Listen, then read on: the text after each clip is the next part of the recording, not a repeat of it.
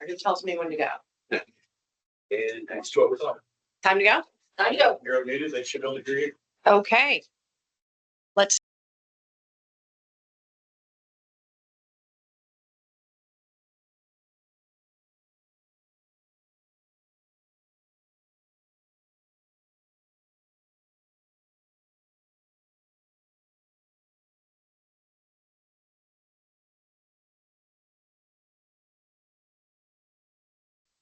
Welcome to the Public Safety Communications Task Force Regional Town Hall here at the Fire Academy. My name is Jennifer Morrison. I'm the Commissioner of Public Safety, and I co-chair this task force along with Barb Neal, the Executive Director of the E911 Board. Along with here today from the task force also is Mr. Paul White, who is the co-chair or the vice chair of the task force. And I believe we're going to be joined by Mayor Mike Dundas from Rutland. He told me he would be here in person. Perhaps he's online, but three of us should be here from the task force today. So we very much appreciate you taking the time to be here either in person or online. And we're looking forward to a robust discussion about the emergency communications landscape in Vermont today and how we can all work together to develop plans for the future. So first, let's start with a quick review of the agenda. We're going to go over some housekeeping and introductions. In the interest of time, because we're trying to keep the time tight, we're not going to go around and do everybody online and in the room. We're going to introduce the people who are facilitating the meeting. We're going to talk about why we're here and give you an overview of the work of the task force. We're going to do a project overview and talk about the project overview and the schedule. And then the really good part, the guts of why we're here, is the stakeholder discussion, which we will reserve the majority of the time for stakeholder discussion and next steps. And there are a few housekeeping things. So emergency exits. Mike Scazza, would you like to tell us about emergency exits? Forward and aft, like this. To the outside. To the outside. Muster at the back of the I truck. think we have half of the local fire department here, so we're good. All right, perfect. When in doubt, follow these fellows. We request that everyone signs in on the sign-in sheet. There's one being passed around and there's one, I believe, by the door. Why you say, no, you're not getting credit, at least that I know of, for being here. However, as this process develops, we intend to send out follow-up communication with things like surveys to help us prioritize things. As we hear information and we start to try to put it into buckets, we might need to follow back up and have focus group discussions. And we want to talk to the people who have already chosen to lean in and to hear some more from them. So what we're going to be talking about today are pretty high-level priorities and discussion about what works and what doesn't work. But as we get further down the garden path, we really need to get into more granular detail, and we will need subject matter expertise from those in the field to get there. So please sign in. Restrooms are down at the end of the hallway that way. The meeting is being recorded, and it will be posted to the task force's website. We're going to be using live polling, which is very exciting. All you need is a phone or a tablet. And our facilitators are going to tell you how to use it. It's super easy. I did it last night up in Swanton. If you don't want to, you don't have to. You can obviously participate live and in person, or you can drop ideas in the chat. And all of this will be gathered up so that we can take all of the 4 town hall meetings feedback and synthesize it.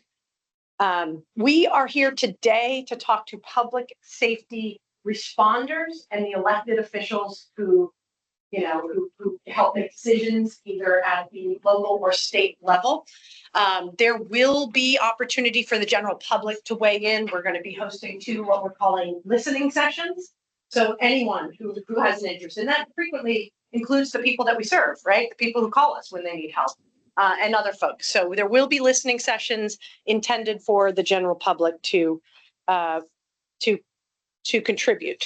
So if we are tight on time, if we don't have enough time, we will specifically request that people who are not of the targeted audience, they are not first responders, they are not local officials, that they hold their remarks and that we will either get to them when there's time, or there are many mechanisms to provide feedback, including the chat feature, the polling feature, and the address of the task force, which we will show you at the end.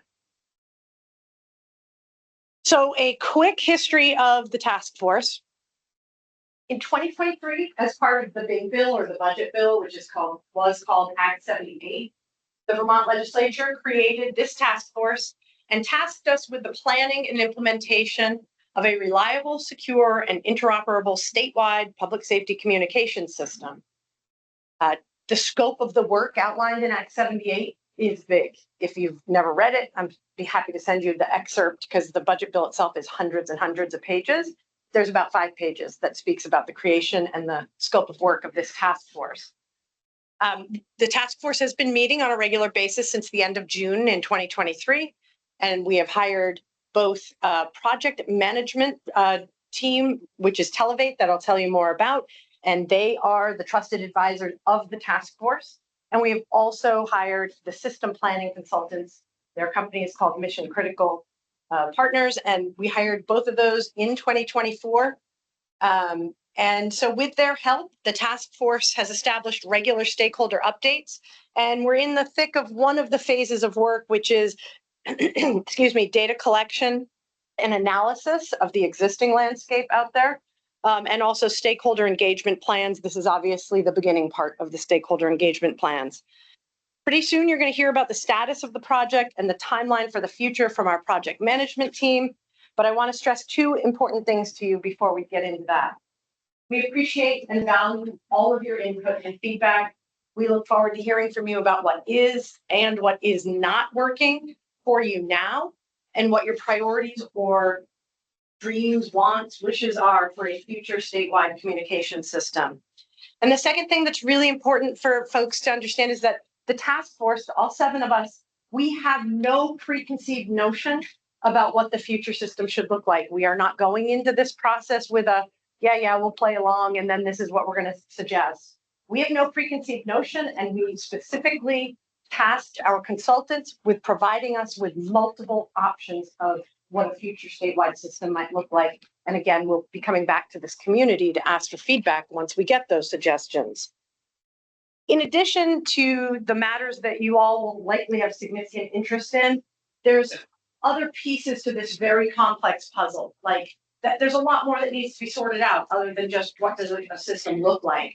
We have to figure out, how do we pay for a future system in perpetuity and equitably?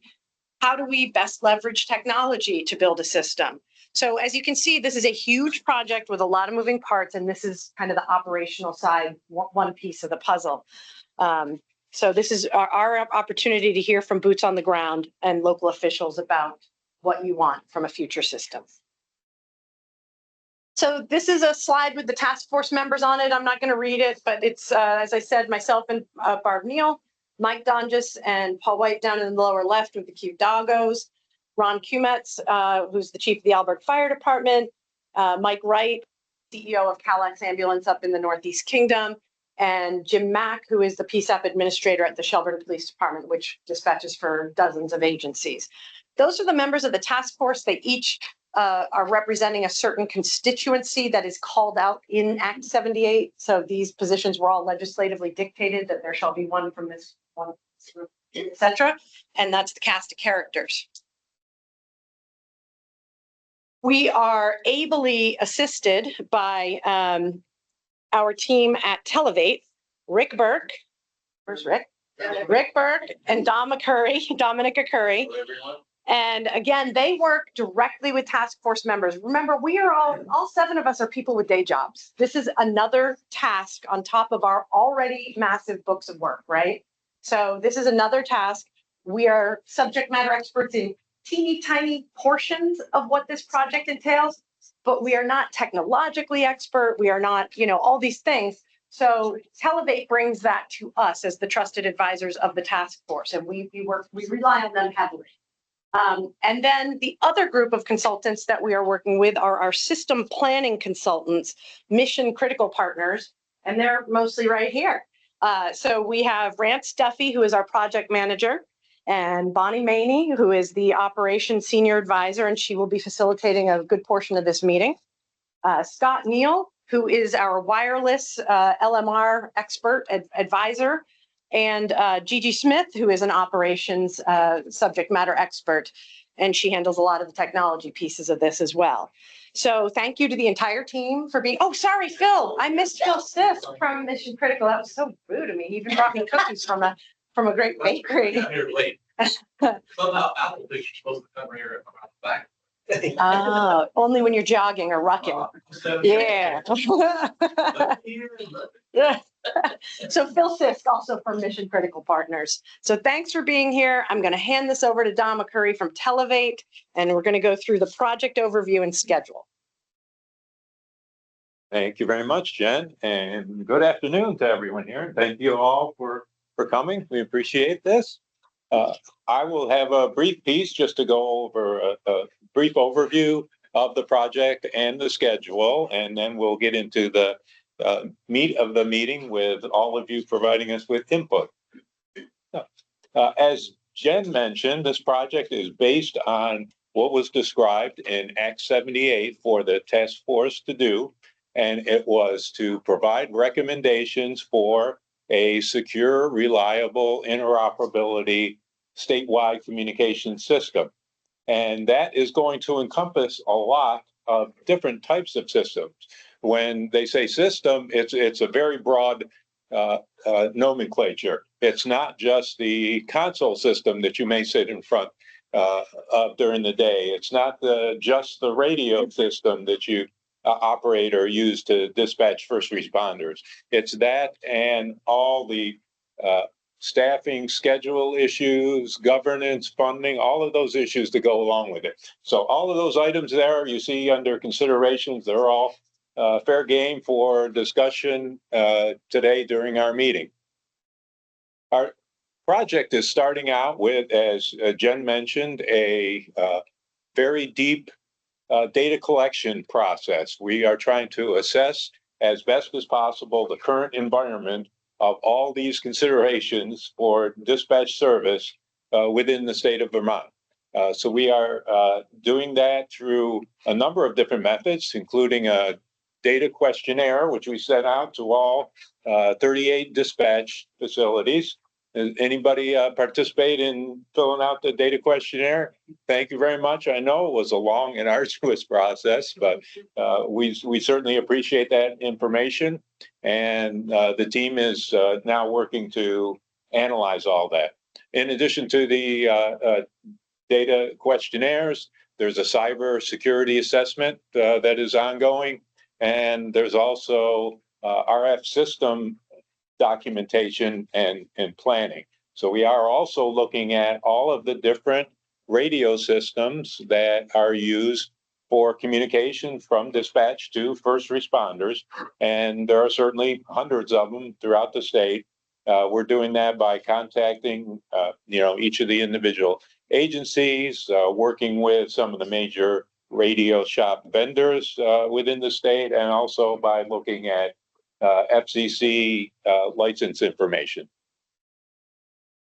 We are also doing an assessment of the governance structures and funding models that are used to support dispatch operations throughout the state. So that's another, those are other areas that we're involved with, and we're going to be documenting that, and that's going to feed into our recommendations as well. We're doing that through our site visits. Mission Critical Partners has visited the majority of the dispatch centers throughout the state. There's still a few that we couldn't capture during our first time around, but they're going to catch up with them over the next couple of weeks. We're holding these town halls as well to gather your input. And as Jen mentioned, there'll also be listening sessions where the general public will have the opportunity to provide input into the process. Once we have all of that data and all of that input, we'll be analyzing that and developing options for a statewide communication system, as we've discussed, a secure, interoperable system, reliable system throughout the state. We'll put together preliminary designs for those with various options that we will evaluate as a team. And then we're going to come back out to you, the user community, with some of those possibilities. And we're going to have workshops where you're going to have the second opportunity to provide input into this process. So once we have some of the analysis done, we'll be talking with you again to see how you can contribute to the process. Once we evaluate various preliminary designs, there'll be a final design that will be recommended, and that will be the major outcome of the project. A brief look at the schedule. This is the working schedule that we have update on a weekly basis. And as we've said, we're deep into the data collection process. We have not, of course, developed any recommendations or any system models at this time. As Jen mentioned, there's no preconceived notion as to what the answer is or what the most the optimal system will be. That's for later, once we've received all the data and once we've analyzed everything and have gone through the process. We'll be finishing up with data collection and the site visits within the next couple of weeks. Then we'll be going into the analysis of that and putting together some plans, preparing for the workshops. The workshops are going to occur in the October-November timeframe. And then we'll take that input back as well as all the analysis we have done and move on to putting together preliminary designs and then a final recommendation, which will occur in the December or January timeframe. That's our schedule overview. I'm going to hand it over to Bonnie with Mission Critical Partners. Thank you. Thank you. All right, just, I guess, some feedback. I'm going to try and stay further at this end of the table. That camera is so sensitive that it's going up, it's going down. It doesn't know what it's doing. So no offense, I'm going to stay down farther, probably back at this end. Thank you guys all for being here. We had a really great session last night. We've got some things that we do ask again, just as Jen and Don both said, please be open. Just know for sure none of us have any preconceived notions. When we do these things around the country, it is very important that we maintain that same mindset because everywhere is different. So when we're having this discussion, please be present. We know we have to get up and leave. That's fine. We have to take care of business. We're in that emergency business, so we get it. But we really need you to be candid. Be open, be honest. If you're not honest with us, there's no way that we can determine what would be some viable solutions, right? So we really need you to be candid, but at the same time, of course, be respectful. Listen as partners from the perspective of you all provide mutual aid to each other. You may have bordering jurisdictions. You're communicating and you're partnering up on a daily basis. So listen also as partners. If you're going to criticize something, that's fine. But again, that same thing, we want you to think big picture. Really something that we really find interesting in just public safety communications in general, especially when it comes to dispatch in the field, is that there is an extreme sense of ownership, right? It is our community. We feel the most, connected to our community. And that's okay. It really is, but we're talking about something like, again, partnering on a daily basis, mutual aid, trying to get the right resources to the right location as quickly as possible. We really ask that you think beyond just your community, your ecosystem. And then if there are some things that get off topic, we do have a parking lot. We will still capture those ideas. Because they may be important to a future discussion that's part of this, or something that Jen and the task force need to take back and consider something else. So that's just kind of our thought for the day. Rance is kind of controlling a bunch of things up there, monitoring. Gigi is actually monitoring the chat for online. So we want to make sure we check in with our folks there as well on a regular basis. Chat online, or the online folks, please feel free to unmute and speak up as well. You don't have to wait. Just try and be as like you're here as possible. Right? All right. So Jen said that we're going to use some online polling, live polling. This is your first opportunity to do that. The question that we are going to have you answer is, what is one key takeaway you hope to gain from today's town hall? How are you going to do that? You're going to take up your cell phone or your tablet. if you can see up on the screen on the top right, there is a QR code. You can simply scan that with your camera and that will take you right to the live polling. If you want to do it a little different way, you can also do it by text. You will enter 37607 and then in the text area, do BMANEY 119. Hit send. As soon as you hit send, you are then into the polling system and you just have to wait for the polls to come in and you can answer. You don't have to enter a BMANEY anymore. You just have it, just keep your text open and you'll be able to answer every poll as it comes in. So you can see Jen already has her test in there. If you are at home and you want to use your computer, you can go to that pollev.com/BMANEY119. I know it's very small text, so if you guys need it back here phonetically, Bravo, Michael, Alpha, November, Echo, Yankee, 119. All right, let's see where everybody can get in here. What's one key takeaway you hope to gain from today's town hall? Well, they're doing that. Anybody that is not participating by poll, anybody would like to share what they'd like to get out of today? If they're not participating by poll.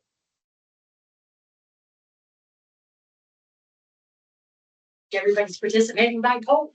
Yay. All right. Understand the problem. Information, input, and collaboration. I think that's a great way to start. We saw a lot of that, bringing people together. I really respect that people are joining online, and that's great. But when you get minds together face to face, that can be so helpful to start that. Direction of emergency communication in the future in Vermont, timeline and expectations. Clarity on the future of state dispatch. Anybody want to share a little bit more on their statements? Well, who did more information on what the future might look like? Is that somebody from this room or online? Could share a little bit more on what they're thinking there, what they'd like to get out of today. They are shy. Go warm them up. Because I'm really good at just standing and waiting. At that long pause silent thing, I can wait. Pick low hanging fruit. Okay, that one's really got my interest. Who did that? Anybody in here? Somebody. Oh, yes, online. Can you share a little bit more what you mean by that? I just think we sometimes forget to do the easy things while we're trying to solve the global problems. Okay. All right. Anyone else? You have can identify with that kind of thought? You always kind of go for the big thing that looks like it's unattainable instead of kind of breaking it up into smaller areas. And what I like about that is that's something that we actually look at here.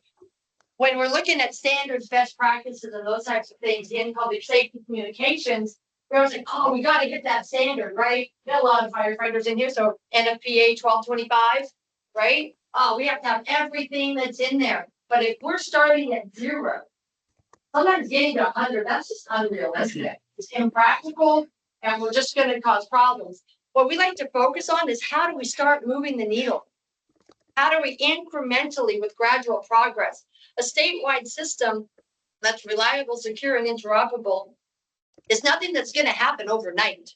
You guys have been wrestling with this issue for a long time, right? So in that, maybe there is some picking of low-hanging fruit as we go along to start moving the needle in that direction. So thank you for sharing that one. Yes. Chat. Uh-huh. How a small volunteer group of emergency responders can fit into a regional common system. Okay. Yeah, there's a lot of really good questions on here, and I just want to say up front that we might not be able to give you the answers to those, but these questions really help us focus on what we need to be able to answer by the time we propose potential solutions, right? Yes. So like there was one about can you add RMS? There was a couple other ones that are questions that if we had the answer, it would mean that we had a predisposition towards a certain outcome. So these are great questions, and you might not get those answers today, but you should get them before we ever get to a place of selecting the future path. Excellent. Thank you for that, Jen. All right, so let's go on to our next piece. The first section of this is going to be about the current dispatch environment. So we're gonna have these 3 questions. 2 of them are polling. The first 2 are polling. The second one is gonna again be more conversational. But just like we just did, we're gonna extract things from those responses to have more conversation. And then the last one again is just a conversation altogether. The second half is going to be about future state. Again, 2 polling questions and then a conversational question. And then we'll wrap it up. Jen will jump back in, talk about next steps, and we'll close out for the day. So back to polling. Again, if you're already connected to the system, so you should be able to just text your response or add your response from here. What is working well today?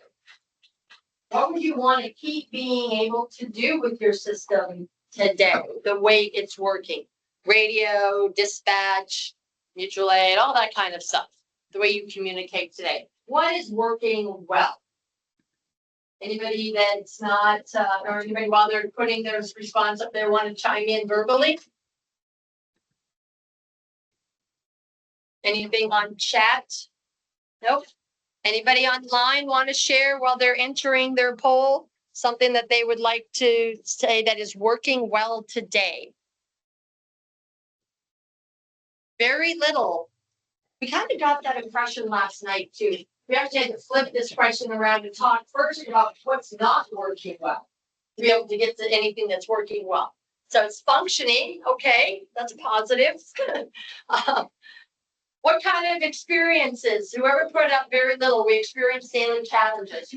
Anybody in this room say that one, or is that an online response? What kind of daily challenges are people experiencing? Interoperability. Interruptibility, okay, cutting out, dead spots, that kind of thing. Yeah, absolutely. Dead spots coverage is an issue for our systems. Interoperability and having, yes, we have known frequencies that are supposed to be interoperable around the state, but do people actually leverage those? Generally speaking, no. In terms of resource allocation from a regional perspective, just yesterday I listened to a dispatch agency try to find an ambulance for over 5 minutes because they had to call 3 different dispatch agencies to try and find somebody that's in service. In my opinion, that's unacceptable. We can't wait 5 to 10 minutes just to locate the ambulance. Okay. Is there, all right, EMS action. So some of this is here, I'm reading a little sarcasm into some of these. EMS action. All right. Law enforcement side, universal statewide radio numbers. Who's a law enforcement representative? Again, is that online or is that in here? Is that you? Over here. So the one I want to ask more about, law enforcement side, universal statewide radio numbers. Is that somebody from online? You may have to unmute.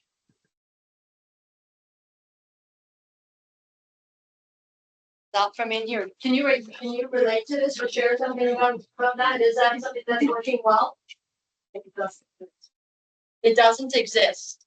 What's that statewide? This universal statewide radio number. What? But I don't understand. Yeah, you don't understand. Okay. MDC number? MDC, are we talking about? No, that was me. I'm sorry. I was juggling a couple of things. Almost every law enforcement officer in the state has a state assigned radio number. So if like M801 is the Montpelier police chief, and if he gets on a different channel, a different dispatch center, M801 is trackable back to the Montpelier police chief. He's saying if I upgrade, I'm gonna follow with them. But I'll say I'm not entirely sure that every single agency uses them. I know of at least one that doesn't, but I think Okay. most of them do. Yeah, so there could be an educational piece to some of this stuff, that's something to improve upon, but there are some things that may be in place that could, be leveraged, or a model that's in place that could be used in another discipline, that type of thing to improve communications.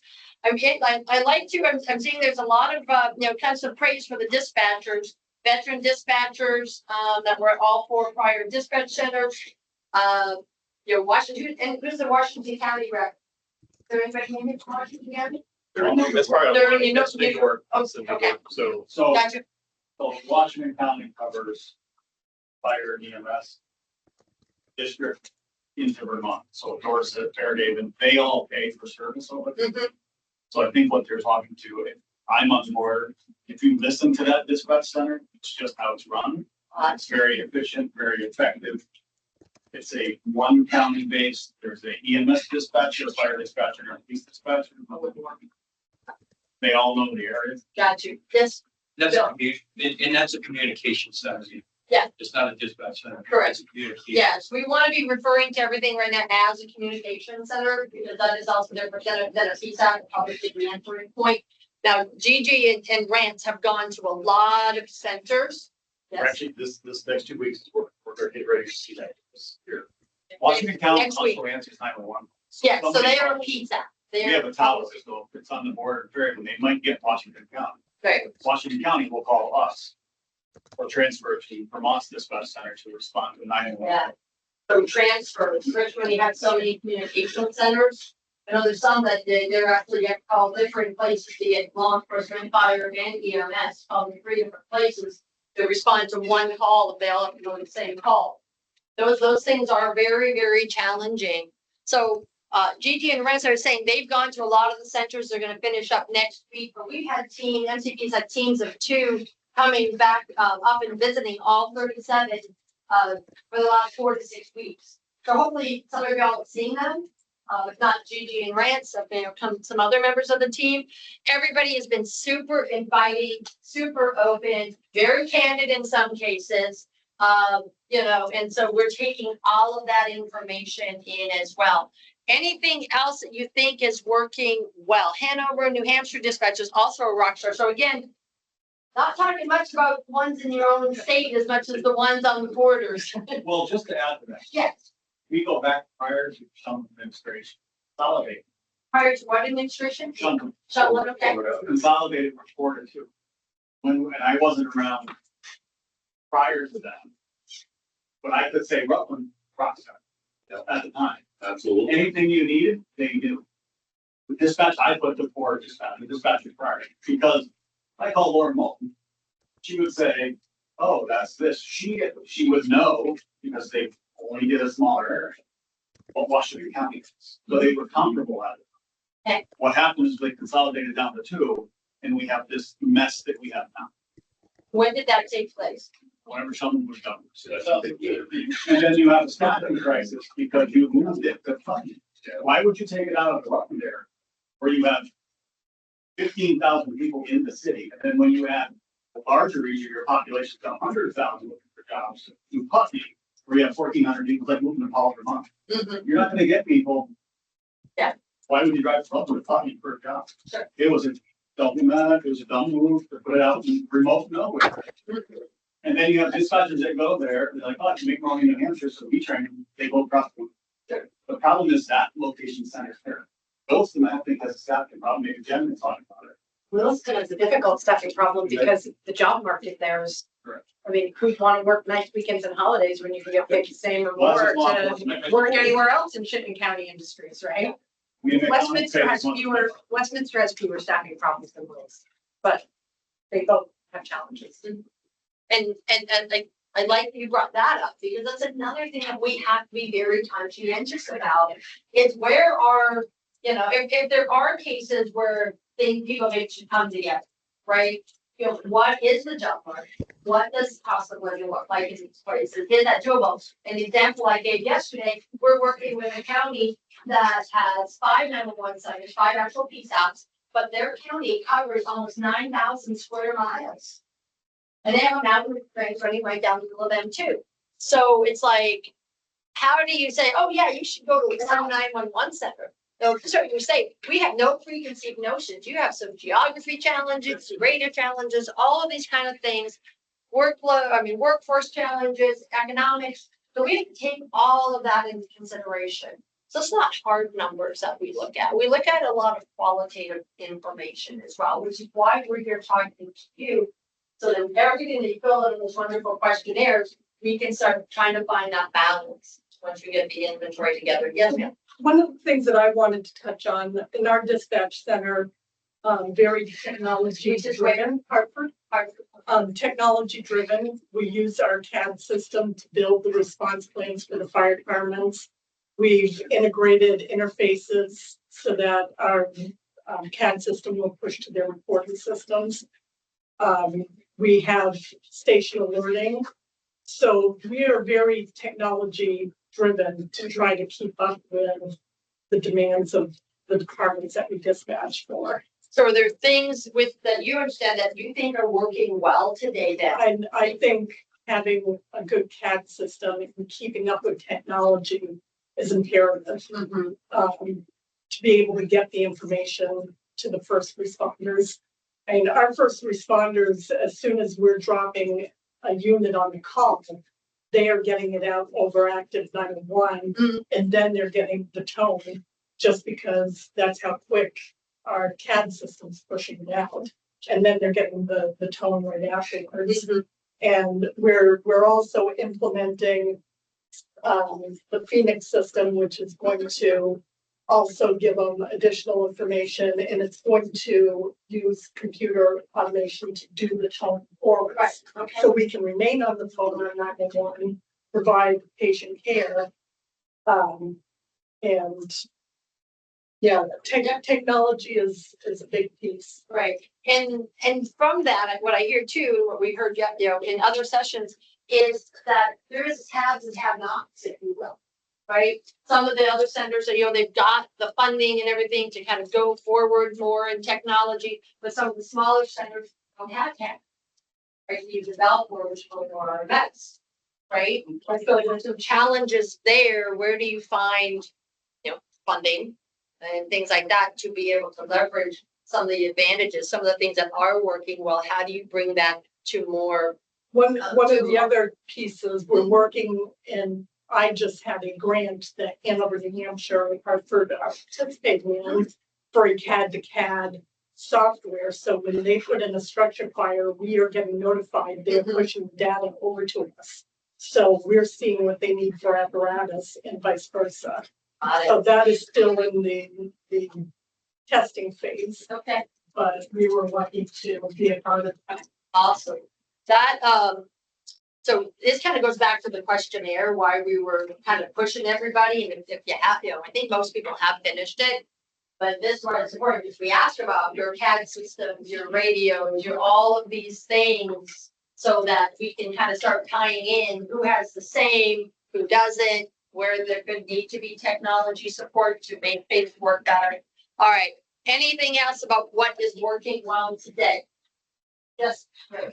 Ask, ma'am, what is your CAD vendor? Who's your CAD vendor? On Motorola, it was formerly Spillman, but Motorola bought the product. Do you also use the Valpro product too? No. That was gonna be my question. You're Spillman, correct? Yeah, it's Motorola Flex, but it was formerly. Yes, formerly. And we have all that cat. Yes. Yeah, we've been at that. Okay. All right. Yeah. But like Velcro is not a cat RMS, right? All right. Anything else? Anybody online? Anything else that you guys want to share online that maybe contribute to the what's working well today conversation?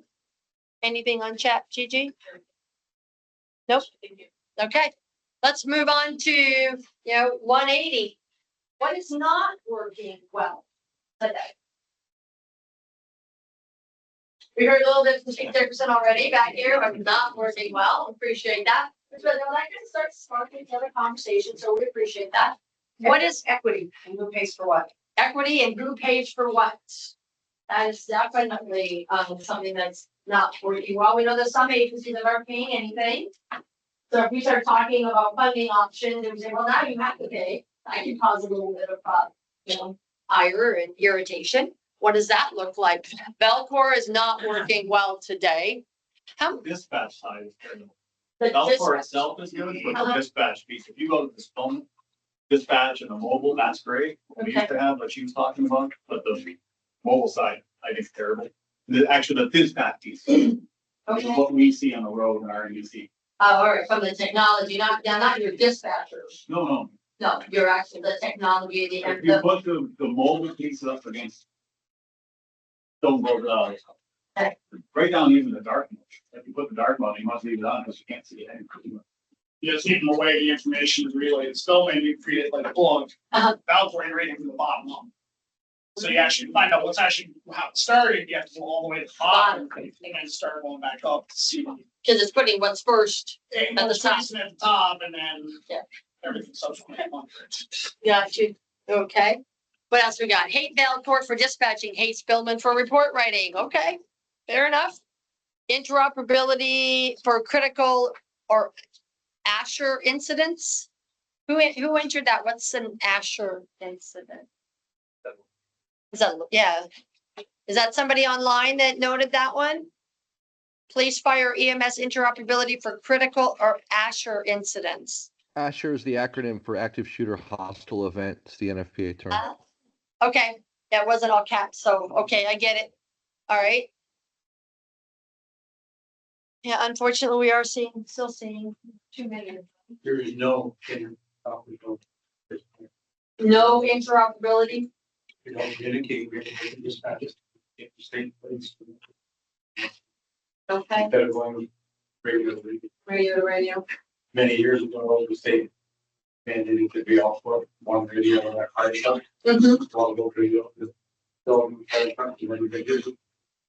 That's what it's called. Giving us a version of the cruisers all have radio to clarify on VHS. Yeah. So this is interoperability required in law enforcement, you're concerned? For the most part, yes. Thank you. Narrow banding was a handicap. Also, oops, I'm just trying to scroll before you. hold on, reload. Leverage technology to increase efficiency. It's just gonna reload. Okay, We have them all, so. Yeah. we do. I was just seeing if there was something else to pick out. All of it in there. Yeah, that's what I was looking to see. Anybody else have anything to share that's here or online? Okay, We heard last night about the radio systems, seems to be a lot of problems, especially with coverage and whatnot. But is anybody in here happy with their current radio communications and how it functions and operates? If so, No. you would. Okay. Expensive and has a lot of gaps. expensive and have a lot of gaps. Talking coverage holes, right? Yeah. Yes.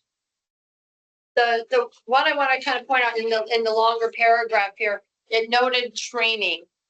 So training, consistent training is not working well. Is that something that is being experienced for the folks in this room as well? Consistent training? It would kind of relate to what you're talking about with, just from the use perspective, right? On, protocols, everything for using the radios, the criteria for communicating. Canadian interference and lack of available frequencies. Yeah, for those that are. have that. Everyone's experienced interference? You guys get a lot of interference? We have a lot of skip, especially from garbage and the Canadian cab companies, which actually overpower. When we try to get for additional frequencies, we have to go through the Canadians for permission, and FCC has no leverage on that, so they. Okay. Very difficult. All right. Your dispatch can't communicate on your tactical channels, so do I understand that your dispatch center don't have your TAC channels, but in their consoles, is that one period? All right. One of the big challenges with dispatch being with your tactical channel is that having a repeated tactical channel that dispatch center can actually hear is dangerous with our topography, because the ability for a portable radio to get back to a repeater to actually have clear communications and knowing that that will come back to another user on that scene is highly unlikely. So we're stuck in this world of using simplex channels for tactical channels so that we can guarantee communication between on-scene. And that just speaks to the lack of a statewide based communication system. RFs. All right. All right, let's move on to this more discussion based. This kind of is gonna set us up for the next, which is talking more about, future. What does a reliable, secure, and interoperable public safety system look like to you now? Put some, suggested topics up there, Don mentioned it as well. But what does this look like to you? If you were building the system, what does a reliable, secure, and interoperable public safety system? But there's no poll for this one, so online, please, unmute and feel free to share it or put it into chat and Gigi will share it. What does it look like? State-sponsored regional systems. State-sponsored regional systems, Dispatch centers. okay? We need to have interoperability that is state mandated. We have DTAC channels, we have UTAC channels, but many of the departments that I work with don't actually have them readily available radios. We don't leverage them. That system is okay. It also has its own flaws in its execution when it was implemented. We don't have dispatch centers that can readily communicate with each other and know what resources are or are not available. And that leads to dispatch delays. It inherently leads to dispatch delays when you have to call 3 dispatch centers to get resources for one incident. And then on top of that, if one of those resources is out of service for whatever reason, there's not necessarily any communication of that to other dispatch centers that might be calling for them. Yeah. So To your point earlier that it took 5 minutes to find an ambulance. yeah, which they didn't end up finding, Okay. believe it or not. Okay. You spot on. Yes? Yeah. No, you're, Yeah, okay. just spot No, on. thumbs Yeah, up, I know all you right, mentioned for that it. comment. Well, how do you feel about from a reliable security drone system about local control? Is that a concern? I mean, he's talking state sponsored back here, how does that impact people's thoughts when it comes to this type of a system? Local say. Can you have both? I don't think the municipalities can afford it. It'd be too expensive. I mean, that was discussed 5 or 6 years ago on how much it would cost them. It was a big burden on them. Yeah, you feel unfortunately, the way the state is not, there is no county government. Washington County has a county government, there's county tax. It pays for the sheriff, it pays for social services. We don't have that designed. All the jails are county run or state run, there's no county jails. There isn't. I guess that's the problem here. When I look at state run or state funded, so there's a county tax to support that. I don't think it can be any other way.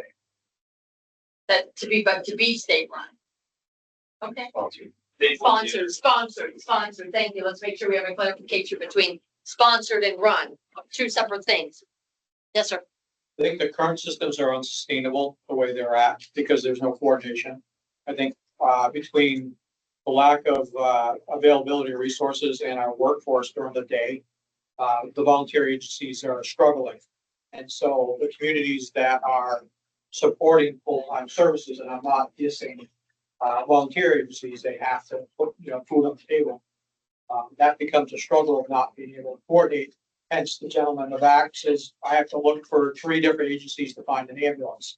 And that becomes a handicap in itself. So there's no efficiencies, there's no streamlining to get the available resources. And that if they turn around, that one dispatch says, well, I've been out of service for a week for breaks or whatever. They should know that regionally, and that communication level sometimes doesn't happen. Okay. I'd say that's one of the other challenges that we face is figuring out how to engage the stakeholders that are volunteer or combination departments.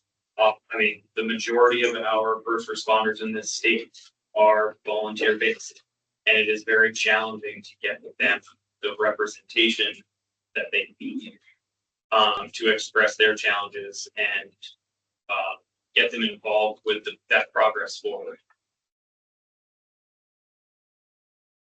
Anybody else about a reliable, secure? So kind of what I heard in that dialogue as well was that it is important to be able to, if you have a system like this, to be able to find the resources quickly, easily, dispatch centers to be able to communicate regionally, having that situational awareness of what's available, where calls are, what resources are going. Is that an accurate statement? Organization? Okay. Yes, sir. Yep. No, go ahead. Go ahead, Joe. Just one last thing. I think we have an issue with resiliency and continuity operations too. Some of these smaller systems only have a single tower. And so once that tower goes down, that area is intact. And so really, when you look at the statewide system, it really needs to have a redundant system that has built-in safe catches for that. So a simulcast system would be really important to be able to get that level. Okay, I know there's a comment online, so Jen, if you could, yep. So it's just one of the pieces of feedback that I've received several times is dispatcher awareness of the geographical area they are supporting and local resources. So this is very much in that same vein. Okay, can that person share anything else about that verbally, or? Mike, would you like to unmute? Actually, one of the task force. Yeah, Oh, sure. okay. Absolutely. Yeah. Sorry, I was it's taking a second to get unmuted, and I apologize for not being in person. That's a scheduling issue on my part. But one of the pieces is I've been having these conversations outside of Rutland. So I know Chief Kilcullen is there, but outside of Rutland, the with the current system, the challenge of the dispatcher that's on the line not being aware of kind of like what somebody else in the room was saying, what the local resources are and what's geographically an obstacle in those areas has been challenging in the past, especially working with those volunteer organizations. So, when we look at situating these dispatch centers in the appropriate locations, and even if we do, a fall of the sun or a failover support, making sure that the processes and the policies, a big piece of that is education and local awareness. Like if we're going to have somebody dispatching out of Rutland County and supporting another county, they need to have at least some form of understanding of what's going on in those other spaces. So they're not dispatching an ambulance, that's actually going to take an hour to get there, even though it looks like it might take 15 minutes. Thank you, Mike. Jen? So last night we talked about this. It might be redundant to those of you who were there last night, but when I think about how do we put that into plain speak, a reliable, secure, interoperable public safety system, I think about an intentionally designed modern system that provides a common operating picture for all of the people who have to work within the first responder community. And it's a system that serves the customers. And there's two main customer bases here that we should always have in the forefront. One is the safety of the public and the speed of getting them help to get the right people and the right equipment to the right place in a short period of time as possible and get our first responders out, in and out and home safely. So that's sort of like the big chunk of it.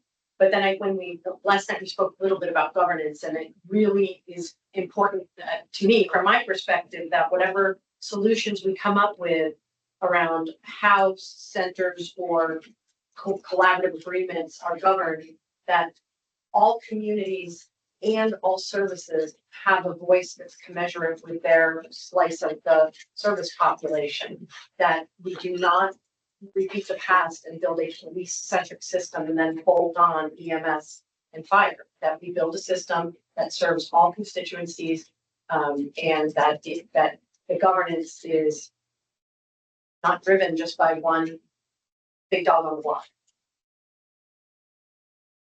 And you guys see some nodding, right? Any response to that? Any comments? Great. Jen, thanks for kind of summarizing this section, because we're going to move on now to two more future trade. I'm thinking of, yes? Online. Uh-huh. Matthew. Matthew, you want to talk? Matthew? Go Hey, ahead. I was just going to mention that, if we're doing this, and Commissioner, I very much appreciate your statement about the ideas of it. And I really hope that whatever we do has resiliency without unnecessary duplication. But I also think in some of parts of the state, there are some places where, as a first responder, we would struggle if that main dispatch center went down, to Chief Allsworth's comment. You know, I'm in a great place down here in the Upper Valley where if for whatever reason Hartford can't answer me, which is my primary dispatch center, I have 3 or 4 more I can choose from. And I'll just keep changing channels until I get somebody to talk to me. That's not the case everywhere in the state. And because I tread in multiple arenas, I think it's even worse when we get out of the law enforcement field and we get over into fire and EMS. I don't think that there's a good redundancy or redundant network in most of the state. And I'm not convinced that that's 100% on the dispatch side. I think in some respects, those of us in the field have to rise to take advantage of the opportunities that are there. Great, thank you very much. So thinking of, this last bit of the conversation and Jen's statement about the, kind of this, it's like a goal, right? Let's think future translation. Translation. Yeah, good translation. Thinking future. So these are the 3 questions that we're going to talk about now. And again, the first 2 are polls. The second one is that more conversation again, like we just did. What are your top priorities or must-haves? And the 180 of that, what's your deal breaker? MCP, and we put together this report and present it. It's like, don't even think about recommending that because we're out. We're down. So just we want to really know what your showstoppers are. And then we're asked what improvements, if any, would you like to see in the system? All right. So first one, again, you just have to go back to your open text. What are your top 3 priorities for your area of responsibility? What are your top 3 priorities? Again, if you want to just chime in, adequate coverage makes sense based on the conversations. A real CAD, again, it really ties into what we've already been talking about. I think when you guys have been on site too, we've been hearing a lot of this same conversation. Is that fair to say? Yeah. And coverage, radio communications? Yes. All right, affordability, sustainability, always important, that funding conversation. Somebody said that last night too about sustainability. This is all great, but then how would we sustain it? Where does the funding continually come from, especially if it's something that is a state sponsor and things like that? Reliability of our coverage. Use of technology from call receipt to incident conclusion. Again, leveraging of this technology, and there are some agencies that are being able to do that, better than others. Yes. I'll take your dispatcher. You also heard a lot. Good. Do you want to just share a little bit about that, Rance? It's just, the 911 call comes in on one side and take that through your PSAT, which is not really something we're necessarily focusing on with this particular report, but you got the call coming in, but the call getting to the dispatch center and how it gets there, not necessarily verbally, which is exactly how a lot of it happens now, but it should be automatic. That information flow should automatically come over from the PSAP to the dispatch center into the CAD system that we're talking about, where it automatically populates that call. And the whole dispatch process is quicker. That's essentially what that person is getting at. And right now we have heard a lot of that comment. That is not as I can say, efficiently as flow as it could, as the way it's currently set up right now. All right. There was another one, Rance. Could you scroll up really again for a second? It's below the affordability. There's no scrolling. There, yeah, Well, it's the whole back. okay. All right, there is no scrolling. I'll catch it this time. The bar on the side is not showing up, eh? Well, for moving it goes back. Anyway. Okay, I'll see it in just a second. Anybody in here have anything that they want to mention? Want to miss it? It had to do with cellular coverage. Mountainous terrain, always a challenge. That could also be, contributing to cellular challenges, of course. Interface with cellular or cell coverage redundancy. Who mentioned about that? Because I know, Scott, you were mentioning yesterday, you asked about what is their cellular coverage like? Who's the one, is it in here or online that mentioned about the cell coverage? Here. Yes. So a lot of times, the GPS doesn't work, depending on where you are in Vermont, can't get radio. If there was some kind of a backup with cell, it Okay, could interface with that. all right, Or pardon? Small cell infill or other cellular solution right. that give us much better cell coverage throughout the state. Is there, what's the, and Scott, you may have, you guys too, of course, what's the first net activity like in Vermont? What they tell us or what people experience. Things probably, yes, sir. So I was on the regional planning commission in this region, Mm-hmm. and we tried to put some cell towers up to accomplish this, Right. and it was not my backyard. Local opposition, we heard that last night. Yes. No towers. It's like, We also get pushback from cell companies, so we want to co-locate our antenna there. mm-hmm. They're like, yeah, I guess you could, but we need to get permission, and then you can't connect to our generator. Crazy. So we're like, what do you mean you can't connect to our generator? They're like, no, you can't. It's actually encouraging to hear that the cell companies actually have generators. It's one of the problems. Yeah. It's been there because when their sites go down, they go down. There's much of pain as well. No, You have a way we to. negotiated that prior to them installing it, but we left out the generator, now we're like fighting with them to get the connection. So now we're getting an obstacle from big business, AT&T, who says, no, we're not gonna do it. Like, what do you mean you're not gonna? Interesting. Got anything to, No, it's unfortunate that they're not cooperating. Well, they would cite Act 250 or 248, whatever. You gotta get a permit to do it. You know, you ease up some of that restriction, the state could come in and say, it's necessary for the system to work properly. And we need to waive that if the state would do it. right? Sir? So why aren't we pushing our legislature to mandate that AT&T equip the power that they make space available for emergency service? Give us much better coverage of state that the power, our office, making sure that they do it so that we don't have interference. I know I had some challenges about this that popped up that is perfect.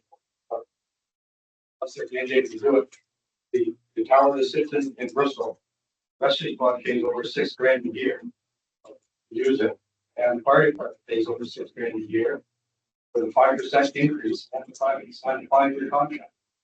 And if their tower is on fire, they're going to expect them to go and put it out. Charge them a couple $1,000. We have a deal for you. 6,000. Do I write a bill? Yeah, All right. That's why I was looking at you. Yep. I'll write it for you. Love when things happen face to face. Hold What's on. the chances it's gonna go? Well, I mean, No no frequency. optimist. Give me 1 second, sir. I know we have somebody online. Did we? It was more comment. Oh, sorry. That is not an unheard of concept because some other places, they have done exactly that. They have mandated it in the law that if the cell phone company puts up the tower, they have to give public safety free access.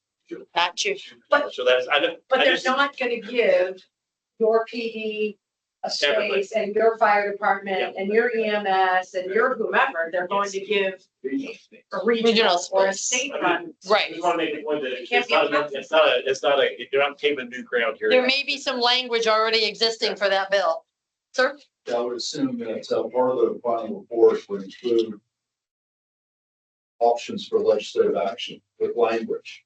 That would be very helpful. We could just introduce a bill as part of this solution. So, Good to know. Thank you. Did you have something else? I just want to add that, there are public entities, Green Mountain Power and Velco, have offered open doors to whatever we need to sustain our towers and the infrastructure associated. So I'm not sure why that pushback is. So, Yeah. Okay. All right, anybody right here, anything to add? Comments? Okay, nothing else online? Anybody online want to share any thoughts before we move on? All right. Oh, somebody's waiting in the lobby. Okay. All right, so again, so here we are now. What would you consider a deal breaker? You know, this kind of can get into a little bit of, politics for some. But, when you're talking about local communities not wanting a tower in their backyard and then those types of things, insisting on that local control, when there are other opportunities, leveraging technology has made a lot of things possible without having to physically have day-to-day local control. So it's all about kind of, what's the appetite for change? A lot of times. So we'll be playing with our analysis, a lot of what ifs, if you will, because we want to make sure it's stuff that you're going to want to move forward with. All right, so deal breakers, continuing our relationship with Crosswinds, Valcor. So basically, if we said, oh yeah, everybody's going to Valcor, we'd be, we want to go with that. So IP cell-based anything at least today. So these are things that are deal breakers. So who wants to share about the IP/cell-based anything? Is that from in here or is that from online? Can anybody unmute who shared that one? IP cell-based anything at least today. Can you share a little bit more about that? They'll find us if they want to tell us more. Yes, okay. Is anybody else in here of concerns with, cloud-based, IP-based type technologies? No, it's shaking your heads, right? There have been some challenges with some of that in different, areas, but it really is making headway. I mean, we're a skeptical group, of course, in communications. We want things to be, somebody's already kicked the tires really well. Funding, the deal breaker, a funding formula that mirrors the broken school funding system. So, Yes. all right, that's so we've noticed that there are some models that people would like to have ventilated and use it as examples, but then obviously there are some that are not working that we should not look to try and duplicate. Don't mandate terrestrial radio systems. Keep satellite communication options open. All right. Law enforcement based system. We heard Jen actually kind of referred to that earlier of saying that it needs to be something that's police, fire, and EMS. And I would say, also, communications as far as dispatch as well. First generation system solutions, finding something tried and true. I was just mentioning that, something that the tires have already been kicked. Yes, Gigi. Online, this individual, I'd appreciate updates or lists of things I could take to legislature to address, including cell tower replacement. This is Representative Cordes, Addison, 4th District. Okay. All right. Anything to share verbally? Anything that you're seeing up on the screen that you all would like to expand on or give a little bit more detail on? You think I'm gonna go back on it. I'm a small department. And I know when we got the first initial shock bill from the last Commissioner of Public Safety, it was all over $100,000. Simply long before. When I went back to the select board, they were like, might have to cut 2 staff. That takes me from 4 full-time to 2. We're really effective at that point. Right. So I could see the issue if we get whacked a large amount. Say Rutland County ends up with us in Rutland City and we have to pay them $100,000. My board says, we're done. We're closing. Who's funding our $100,000 to the sheriff? That's dispatch center still has to run 24 hours a day, but as those partners start to drop off. Because that's what I see, small departments, small fire departments, and pure facts, it's crazy amount. At one point, they were at $53 a call. Well, I mean, one call was, I had a lawnmower guy put for sale and rolled in the road, somebody called 911. Then went down, so we're gonna be $53, and my guy will push it back in the wall. I mean, but that's how, if it was a 911 dispatch call, we were gonna get charged $53. I had a discrepancy that the rescue squad went to a call. We got called to assist Benson first response call. So now is every agency getting charged $53 from the one, or was it just the rescue? Yeah, that's. My guy banned them with a piece of paper. I mean, I just, that's how trivial I got at one point, we were pushing back on. Right. So I guess that's where I'm going, is my fear, representing my community, that we lose our police department. Our fire department already pays Washington County, but they're not too worried about it, but it comes down to what happens. Where's that cost? We're not there, we've done 2,700 calls this year, that goes back to the state police. Guess that's my, so all you're doing is shifting our police costing back to the state police are not. So I guess that's my argument is funding, that's where I said earlier, if you have a county-based tax, if you have a district or something, but I know small towns that are trying to survive with little departments, and means it's all of them. Interesting when you say that you have that number, that $53 call. Nationally, we see somewhere between normally $24, $34 a call is usual. I will tell you, I have seen for usually very small departments that are using sworn firefighters and dispatchers and things like that. And then I've seen up to $1,100 a call. And they're also the ones that are then digging in their heels and going, hell no, we won't go.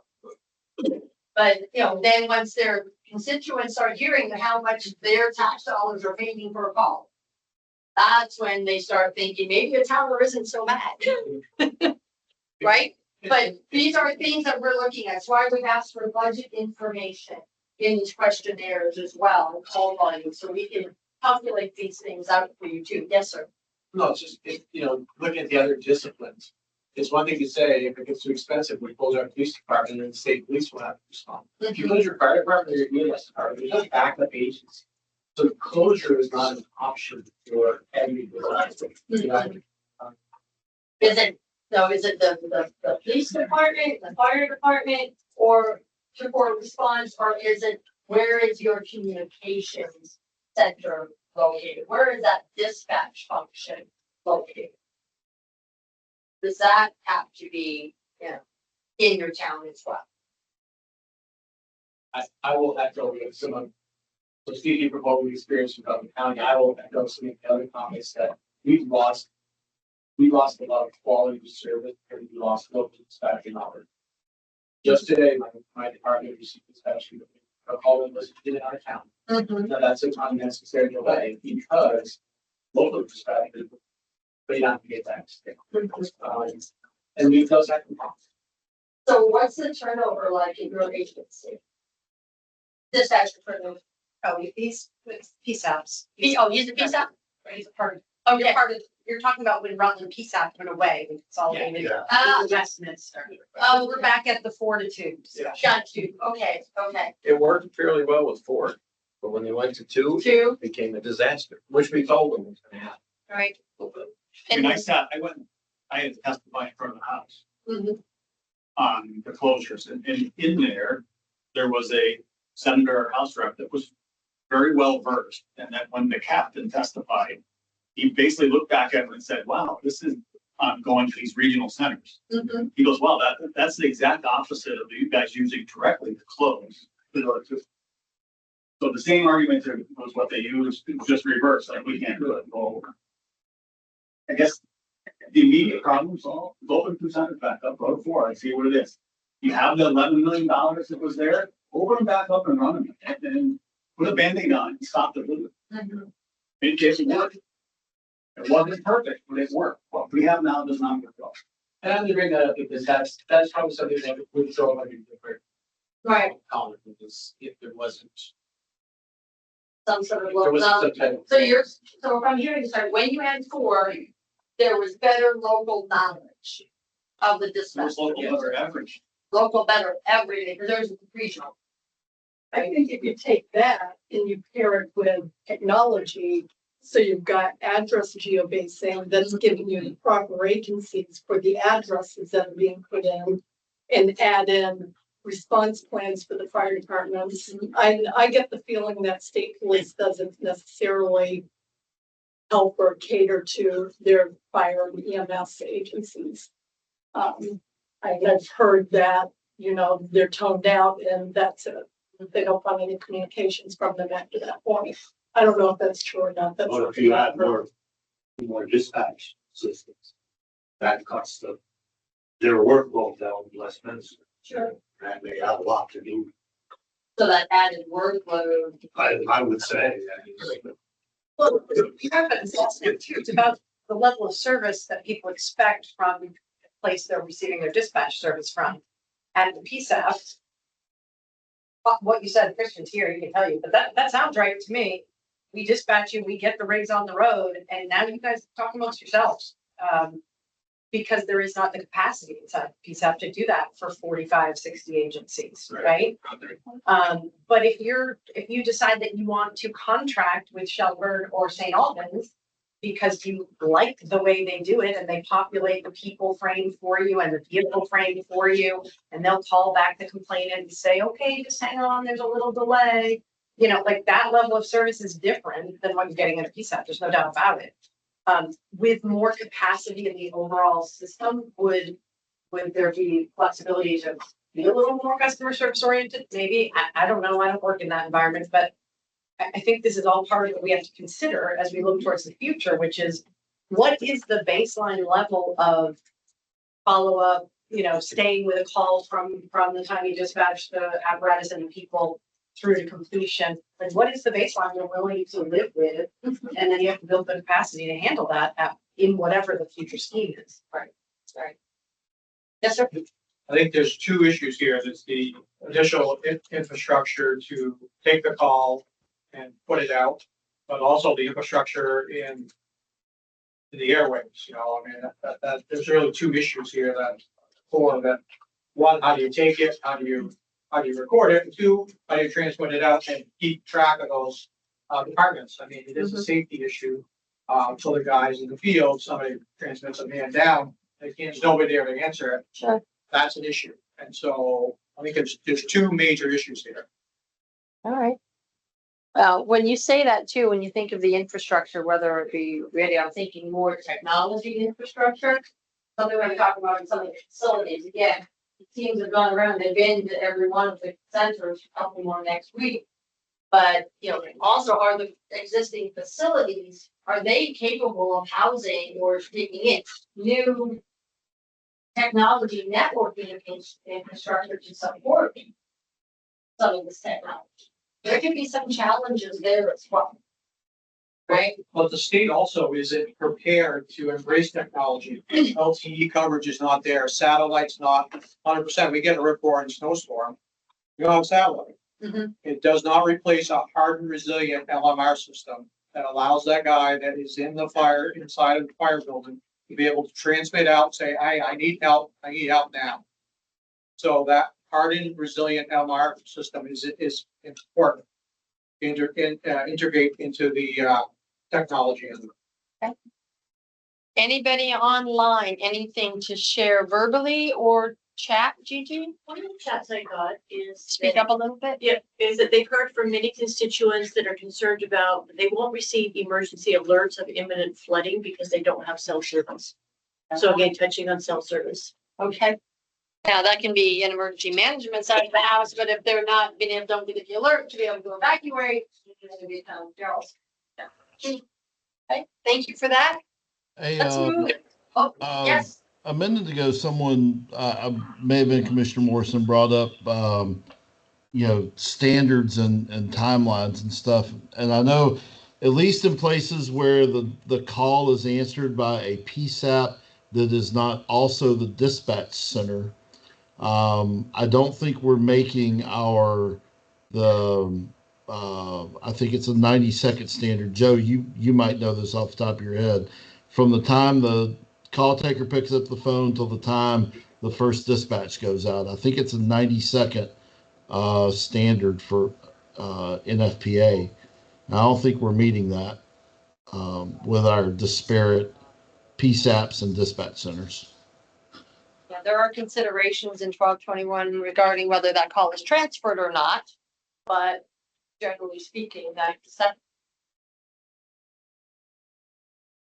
Right. So, doing well. Let's go on to the conversational piece. And plan on this, I will tell you before we close this out, I will be going, for those that have not spoken, I'm warning you now. She's coming for you.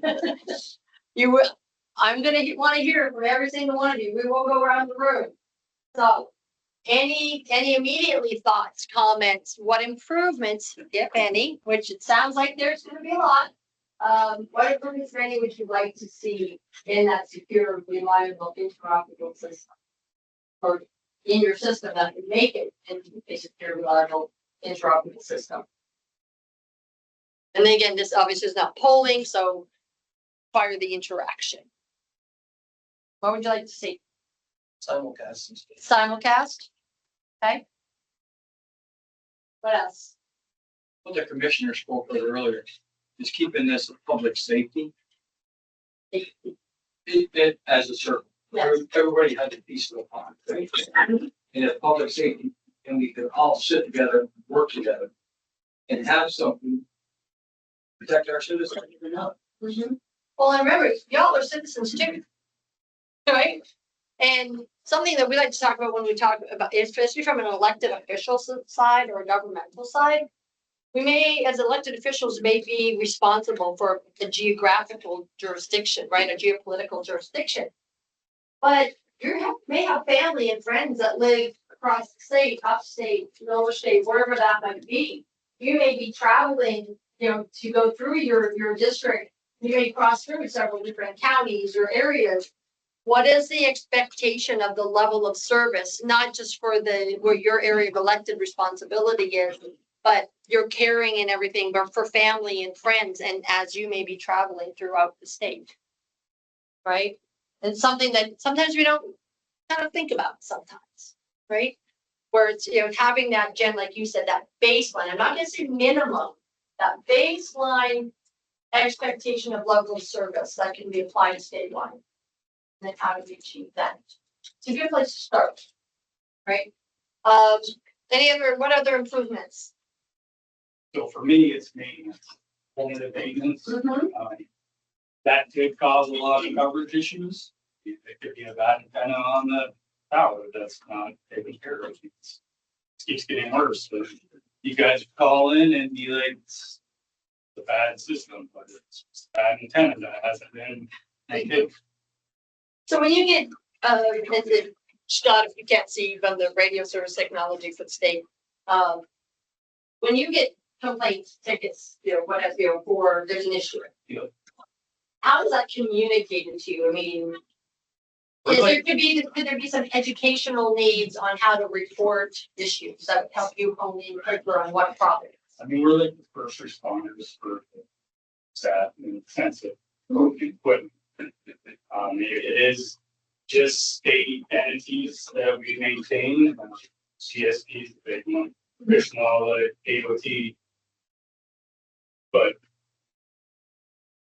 take care of other things see on their sites that needs improvements, like the redundancy of the site itself, battery backups and power itself. It's huge. If the power goes out and the generator is not there, then we're stuck. And so if you don't have more redundancy, then it's going to be a failed system. And we do have one of the best backhauls in the country.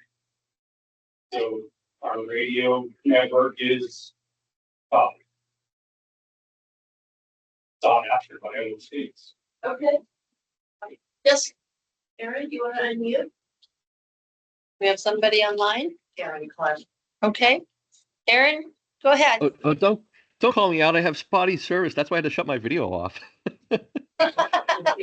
And he's in Tiffany County. It's simply, yeah, all I was saying is, in the chat is that, I think we should really look for a system that's all inclusive of police, fire, and EMS that with adequate coverage that meets national standards and benchmarks and serves the Vermonters and the visitors the way they expect to be served. I think there's a lot of misunderstanding out there that people that travel into the state of Vermont are going to get the same level of service that they may have in their urban communities outside of the state. So I think we need to build that operational infrastructure, statewide, and not just at the local level where local taxpayers may elect to try to build that system out locally because that's what they expect, the citizenry expects. It'd be great that we had equity in the system. Another translation, Jen, to your earlier as well. So great to hear. Looks like Tracy had support for what Aaron was saying online. We've had about 3 people say, I agree with that. Excellent, excellent. All right, I'm gonna go around and it's probably gonna spark some more, and we have a large group, so I'm gonna start this now. An improvement you would like to see in the system? No? If I start doing that, I'm gonna forget and somebody's gonna get one. I think this is the essential first step. I'd like to see this continue. It's important that embrace the basics and integrate the future into technology wise. But it's really important to be resilient and sustainable. And don't cut corners for safety. So it's just a little cheaper to do it this way, but we lose out as first responders, safety of the individual, and that's a loss. Gotcha. And he wanted me to come back to him, and that was really good. Go ahead. So I'm an observer, but what I'm observing is I like the process that you've embarked on, and I'm going to pass. You sure? I'm an observer. Okay, you're an observer. I appreciate that. I'm just here to help, because I don't know what I You're don't from the know. state and you're here to I help. am from the government, right? From the government. But I think What would that, you like to see as improvement? I think the main thing is that when we come up with a system, let's not reinvent the wheel. We got, if there's something out there that works, and maybe it's in Washington County, New York, or over in New Hampshire. Let's see if we can make it work here. That's Vermont, I think. Okay. Basically, I'm gonna speak again on the aspect of coverage and equipment alike. We really need to come up with a way to fund, to design and fund a system that's gonna allow us to effectively communicate without a lot of dead spots in the life. Because we want a lot of the departments here in Rutland County, out in the area, some have very good coverage and some have next to no coverage. And it's, because we're doing the infrastructure on our own here, using some of the state infrastructure, like the towers, and some of those. Vermont Public Television, for example, we're on top of Grandpa's Mountain, but they're charging us how much, Mike? $600 a month. $600 a month to be on a public antenna system. And, you would think that there'd be some kind of consideration there for the fact that these are the people who are protecting the community. Right. And we talked about that a little bit last night as well, when it talks about, leveraging economies of scale with funding, right? And you're like, what, 600,000 residents in Vermont? There's gonna be an advantage in some sense, but when you start talking about, needing new radios or new technology, vendors aren't gonna reduce the cost of their handheld radios because you have a little, smaller tax base, right? It's still gonna cost, X. But there are still economies of scale that can be attained by coming together and doing something, what we're talking about here. So good point. What would you like to see as an improvement? What improvements would you like to see in the system? I know we've been talking a lot about police, fire, and EMS communications, improvement, all of that stuff. But I'd like to see considered highway departments, state highway, local highway departments, because we call on them all the time. And if we can't reach them, then EMS may not be able to get to the place that's also there. Right. So the partnering agencies is part of that, that ecosystem. How do you communicate with them, request their services, public works, DOT, those types of things? Okay. What improvements?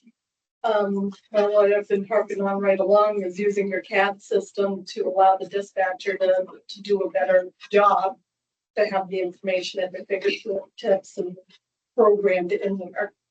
If you make their job better, and it's gonna push out to everybody. It's gonna cascade, right? Improvements you'd like to see, sir, in what way? With these kind of CAD systems where it's not necessarily a dispatcher. Well, making it more efficient for them, to provide better customer service to the end. Not just a band-aid, not just something that's there or done, but I think it's been mentioned a lot, sustainability. Yeah. We've heard that, in Vermont, you guys are really good with duct tape, baling wire and. And what? Bubble gum.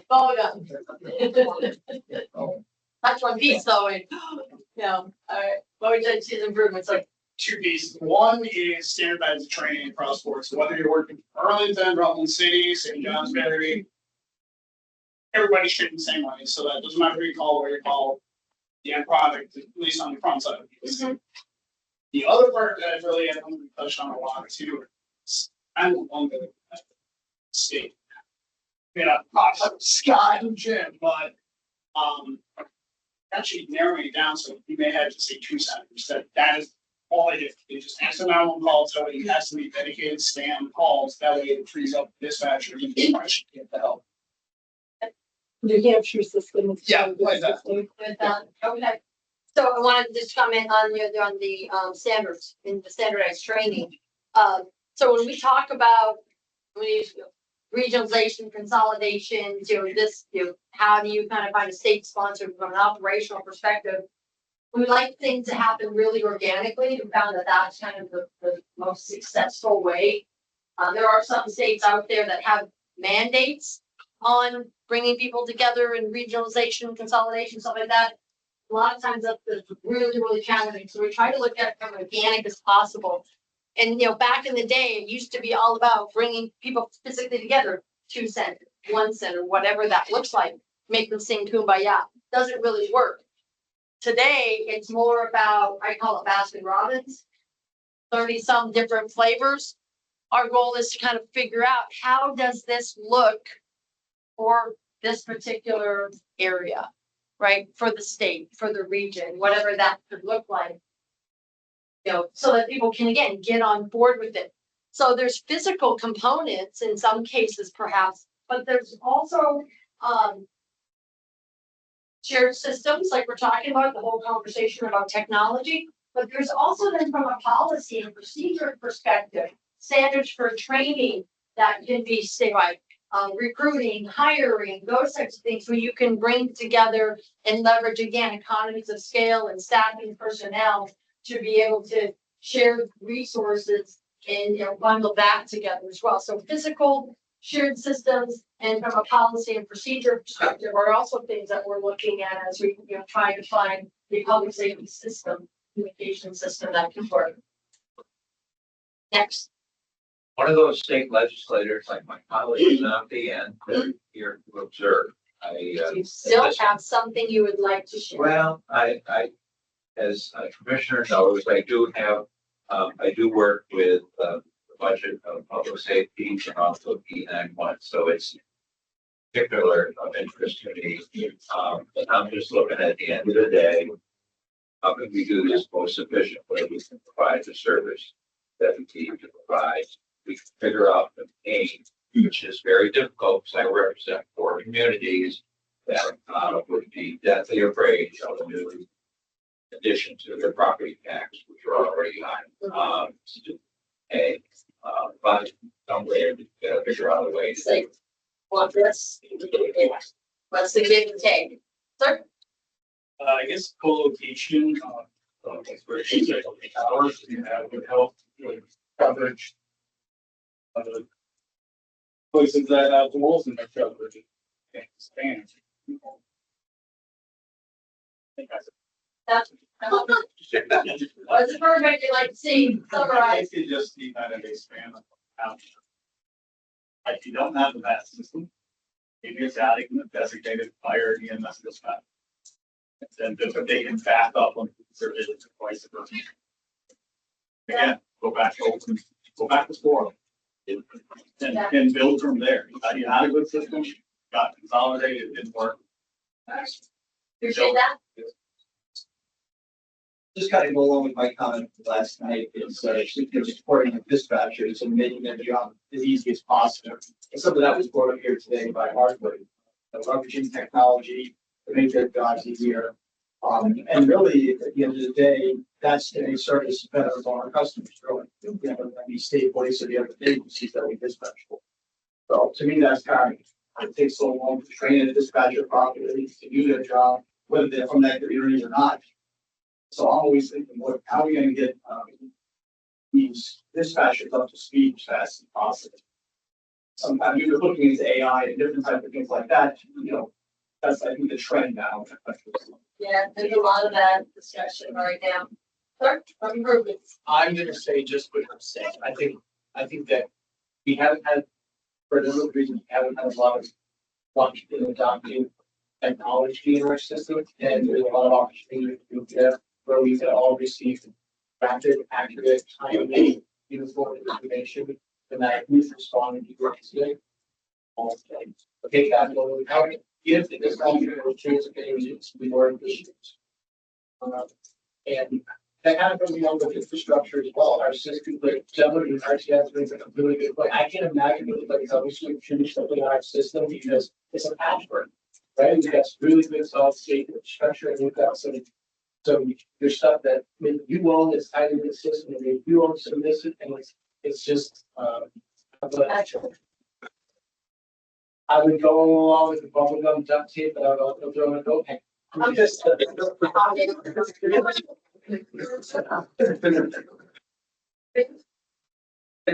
Consistency, right? Or if we had that communication center.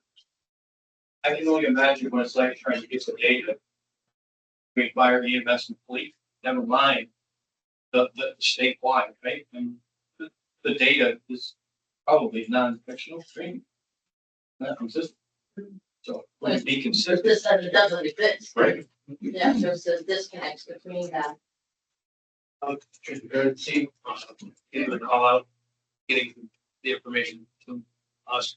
Like today I had a call, they gave me the information, but it's like you give me the information. And I called them out, and you called me out on it, but they side of the radio system. So they gave it to EMS for your fire. I'm not both. You're both.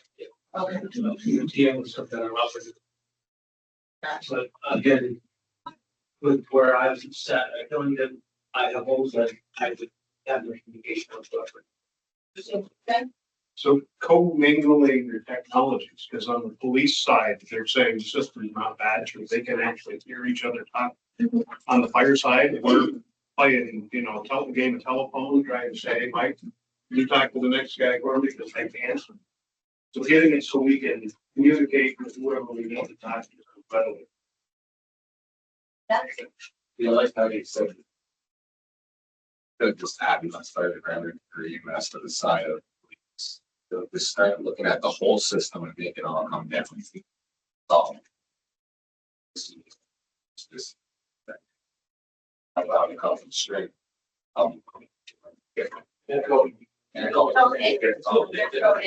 It's very frustrating when you're not seeing, you're not fighting down, but here's communications, you know, EMS to like.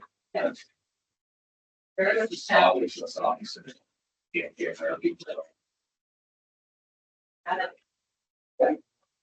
Let's say, again, back to forum dispatch studies. If they're responsible for less, I think they'll do a better job. Don't I ask somebody to handle so much at one time. There's a challenge with this amount of incoming workload as well as dispatching and things like that. Police, EMS, and fire. Out in Rutland County, out in West Virginia. And that's crazy. And that is another challenge that we're seeing nationwide with getting people out of training. And that has to do with how complex the dispatch job, the public communicator job has gotten. Number of screens, and all the different technologies, all the different sign-ons, all the different mice, and keyboards, and you just keep. It's not an data. easy job to begin with. It's not, and it's gotten more complicated. So we do see some agencies have very, and we talked to them about, and I know it's not a word, decomplexifying the job, making it less complex. So that they can get, just reduce the workload. And then they can get into, there's some, project training and things like that. It's a lot faster, makes it more manageable. Agree with 2 to 4 again, that it's taken away from us. It's been a problem since it happened. We've discussed this for every year since it went away, bring it back, make it better. Doesn't seem like it would be that difficult to. Okay. This is a great start. Task force are doing a good job in getting this going. But we need to do something now for the end up with the bigger issues. And I've got to echo what these gentlemen are saying. Let's put a Band-Aid over the bleeding. Let's go back and then get the system where it's functioning. And then let's move forward to more regionalization, better coverage areas, systems in place for staffing so that we're not standing on the edge of the cliff in Westminster every day, wondering whether or not I'm going to close the center at 4 o'clock in the afternoon. And then we've got to go to a local plan, let's get back to where we were and then take these technology ideas and Right. Just, I should kind of want to just watch as I say this and see what the reaction is. How do y'all feel about remote dispatching and call taking? Yeah, is it all remote? Not working within a communication, primary communication, somewhere I go to and physically sit down in a chair, perhaps from a satellite perspective or even at home. Even from home. There is a center in the state that has been working on volunteer Mad River Valley. They've been working remote for years. They're red phones. All volunteer. Yeah, but they get like 12 calls a year. I'm sure, well, they're still making it work. That's the point. And they're trying to kill us. So there is a trend and push nationwide right now for remote call taking dispatching stuff. There is a center in Washington State that has had a call taker, 911 call taker, working out of North Carolina for over a year. What happens when she's at the grocery store? She has a shift. It is a shift just like any other job. That's basically like the old red phone system that we used to have where somebody had to be home 100 now. I think having the capability to do it, if you have another pandemic situation where you need to have a remote situation. Dude, I think that's good as a backup. I think being in a center where, in our center, we get a structure fire and there's 2 of us that are working off of each other. Have you done this? You've done that. And there's a communication going back and forth between us.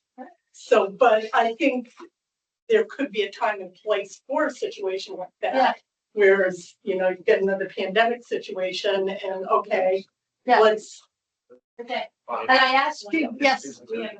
Okay, 1 second. And I asked too, because there's also for another center in Colorado that they are very rural. They have a very transient population, seasonal population.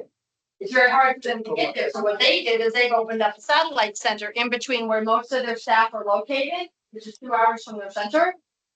And they opened a satellite in total mirror of the primary PSAP. So they can choose to go to that. And there's people in the seat at the primary, but then they can have another staff go to this other. If they can't make it on the winter roads and things like that, it's an option. Especially too when you may be challenged with your staff and retention and things like that. Yes, who do we have online? We do have one person that says remote can work. Mhm. We also had another say that VCIC will not allow out-of-state dispatch monitoring. That's incorrect. Okay. And They can't have access to VCIC records from out of state. Right. You can dispatch Yes. anyone you Right. want. And that's what's number 2. They have the primary research in the center itself in the PSAP. And so the call taker enters the information, but they don't receive the correct information back. And So there's, yes, keep going, apologize. I'm gonna say, and Jan, go ahead and unmute. Jan has a comment. uh-huh. Sorry, folks. My cat walked across the laptop before I was able to finish the comment and spilled my glass of water. So I will just, I'll just say, let me turn my camera on also. Let me just say that what I was going to comment on was, first of all, the technical part of this, I don't understand. I can't give you an opinion on it, but there are two areas that I would like to address. One is the headsets of our dispatchers, and are they feeling undervalued because of some of these changes that are happening? We know that there's resentment that occurred from years ago when the big change happened. I would like to see us make sure that they are interviewed, that they are able to give lots of input into this process, because they're probably one of the ones who know best what's needed. Personally, I'd like to see them remain state employees with full state benefits. I think that that's a plus that can be given to them to help to even develop a career. Lastly, I'm going to be the person in the room who will make this comment because I was involved when we lost the local PSAPs. I believe that there is still a resentment towards the state police for that change that happened. And I'd be willing to ask if there's anybody in that room that's there that would be able to raise their hand that they agree with me, because I was very much involved in that when it happened. I think that it's something that we should at least acknowledge that there's unresolved issues. I know there's not much we can do about it going forward. Sometimes just acknowledging that an issue exists is enough to allow people to move forward. So that's all I'll say. Thanks, Jan. Thank you, Jan, and this is Jen Morrison, the Commissioner of Public Safety. I just want to point out very clearly that the Vermont State Police advised against consolidating to two PSAPs. They advised against it. They are a division within the Department of Public Safety. The commissioner, my predecessor many times over, chose not to follow the recommendation of the state police and sided with the governor's direction, or the thought that this would be an economy of scale, like that going from 4 to 2 would save some money and was a good idea. So if there's resentment in the room towards the Vermont State Police, it is misplaced. It was very much a political decision, not a law enforcement or an operational decision. And at the time, Major Bill Sheets, who I just spoke to last night in Swanton, he's the town manager now, was very clear that they opposed, they recommended that it not happen, but it happened anyway. And sometimes as the boss, you have to make decisions that are against the leadership of your divisions that are underneath your command, and that's the way it goes. But be very clear that the Vermont State Police are not to be implicated in that decision. It was a political decision. And I'm sorry that it's festered that long. Yeah, thanks, Jen. Thanks, I think Jen. the resentment, I think that's why I tried to say prior, some administration, that's where the resentment came from, that era. Okay. Some of my issue came from the prior predecessor, when I had a conversation with them, and they said, you guys account for 50 or 60% of our calls. We want to shed that back to these regional centers. I said, well, it's fine, you're paying less tax money every year. And he basically said, we're not cutting any tax. If your call up cut in half, why do you only need, and dispatch you should get 5? I mean, in theory, but that's, I guess, where my resentment comes from is you want us to pay, but you're not reducing your any services. So if that's what, I'm going back to prior. Right, so we have no preconceived notions. We are a blank slate moving forward. So all of this has to just be like cleansing breath. There you go. Let's find a path forward. I want to get to you. Can you tell me, and 1 second, how many people do we have online? Still? 17. Oh, okay. We're going to get faster really quick. On the remote Let's dispatch, just table that one. it was very important. Think about your staffing. You have a staffing crisis going on across a lot of your centers. And the reason that has become a prevalent issue again, because it eases the ability to bring that staff in because they'll work from home, but they don't want to work that like in a facility and or those big long shifts. So you can work with people on your staffing issue. That's why remote has come back up as a big deal. Yes. Yeah. So it's like a lot of what there. It's not anything, it's taking in information. That's why I want to look at everybody's reaction. Yes, sir. I Improvement. think creative. Oh, sorry. 1 second. Sorry, no problem. Sorry, see, thanks for looking up. I think we need to seriously consider regional dispatch. And I know a lot of localities freak out and your regional dispatch centers because they're lose buy-in and investment, but there needs to be a recognition that regionalization, consolidation should be two different things. You don't need to do more with less. We need to be more organized and efficient with what we have. Gotcha. So I think creating a sense of ownership would be a big improvement. But to do that, it's gotta be financially stable, everybody's part. I think the system has to be supported by the state. But I think it's critical to identify appropriate representative governing body that manages a representative of owners that manages this system. Because I think having a sense of ownership would certainly be an improvement. Okay. Sir? One of my greatest concerns is our geographical location. That we have a number of spots that we would have insert, whether it's cell, you might have cell and not radio or TV. And so that's probably one of our biggest concerns. All right, thank you. Reliable coverage throughout the state with back other states that down. Get around the ability. There's all involved obviously. Be safe. All right. Yeah, it's continue. No, you're not. Lose the patchwork and build an intentional system. I was gonna give you the last word. No. Okay, you still get the last Wrap word. up remarks. I know. Just, I'll say one thing. I've heard a lot of people say, just go back from 2 back to 4. And while I don't disagree with that, that's only going to benefit the agencies if they're dispatching from the state police. A lot of agencies that don't. So the thing that I would add to for the what improvement, I guess, would be the equity in how we pay for it. Like Chief Humphreys is talking about having to lay off 2 people to pay for dispatching, where we have other departments that pay absolutely nothing. That shouldn't be that. All right. Who do we have online, Gigi? Where do we want to start? We have, Top to bottom. yep. So prepare to unmute, people. Yeah, pretty bad. Ransonia, have you actually called her names because then I should type up? Can you? Good air. You hear? Pardon? Yeah, go to start.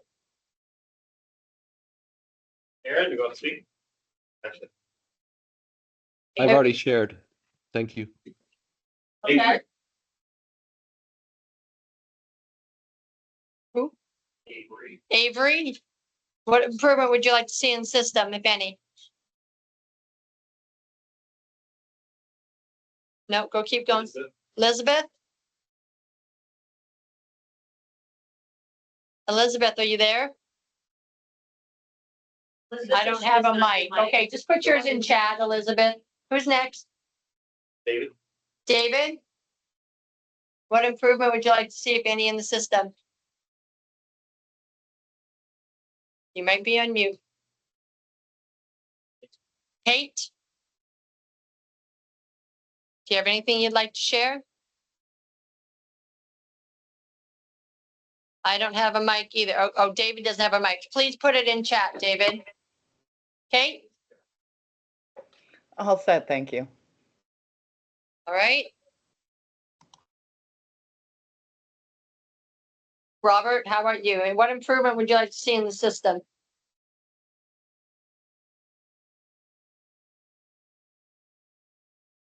Oh, okay, Elizabeth, thank you. Just put it into chat. She's currently dispatching, so we appreciate you.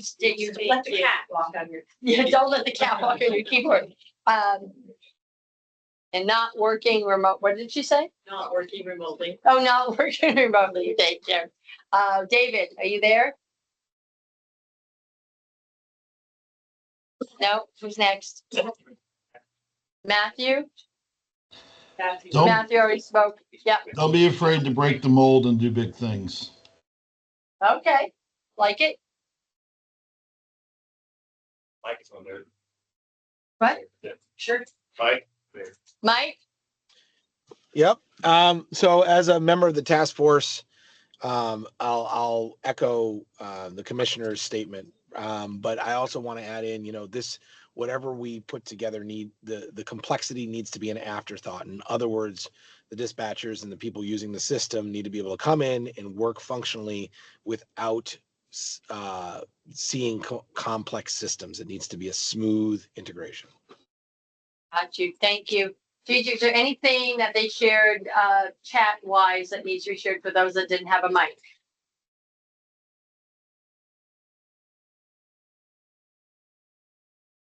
No? Okay. Jen? Hey, thank you all for really helping out. Well done. Okay, so quick word on next steps.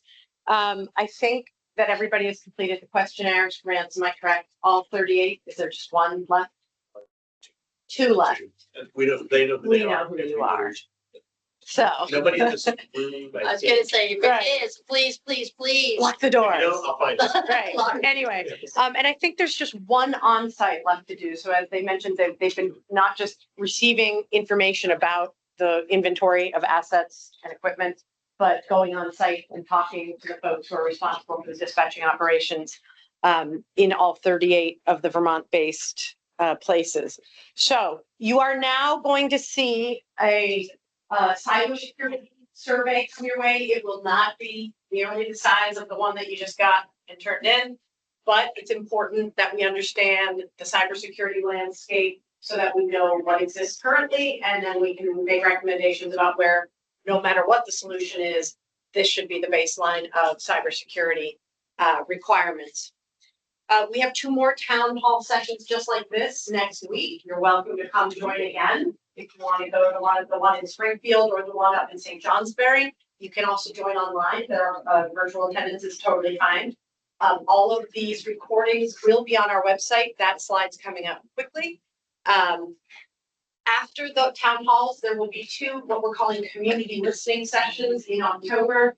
They will be 100% virtual. It'll be an opportunity for the general public to hear an update about what's going on, where we are in the process, and provide input. And meanwhile, while we're continuing to do community engagement, this is not the last of the community engagement, but it's the last in this sort of phase.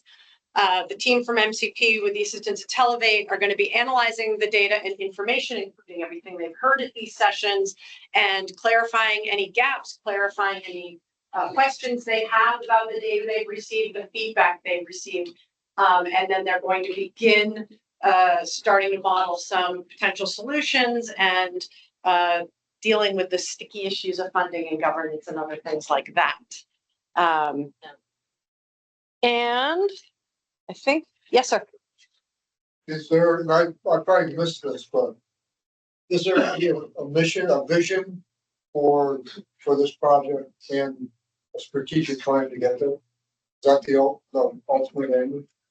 I would say that so the first deliverable that we have is this inventory that was on the previous slide. So once we know the landscape or what we're developing of a blueprint for kind of each of the communication centers, the radio system, the cyber landscape, all of that, then we go into that second of what are the solutions, what are our potential system designs, having those conversations, and then putting that into the recommendation for a system design.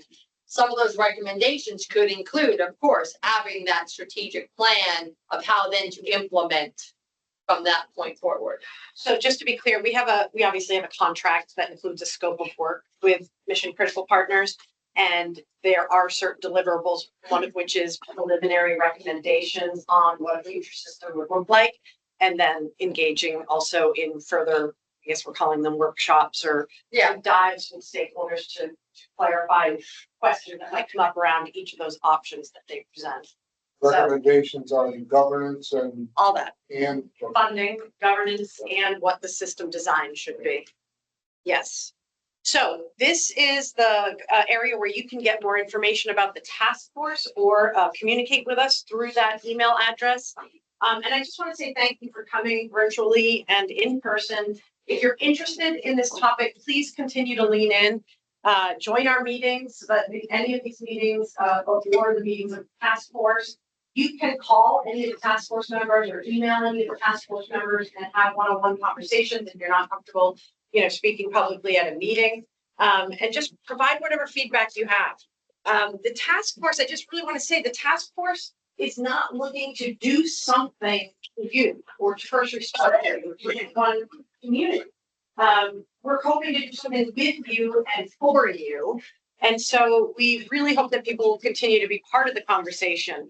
There's going to come a time where we do have those recommendations that we just spoke about, and we're going to need you more than ever at that point when actual visions of what the future could look like come up. That's when we need you guys to really look at it from every angle and every perspective, and get your people who are the boots on the ground looking at it from their level too. We're going to need you again in this process. So until we get together again, thank you. Stay safe, take care of each other, and please do not hesitate to ask if you have questions. So thanks. And thanks to Mission Critical and Televate for taking care of this.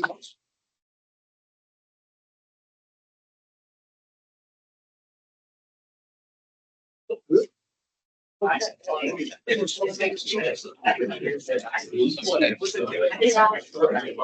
got you.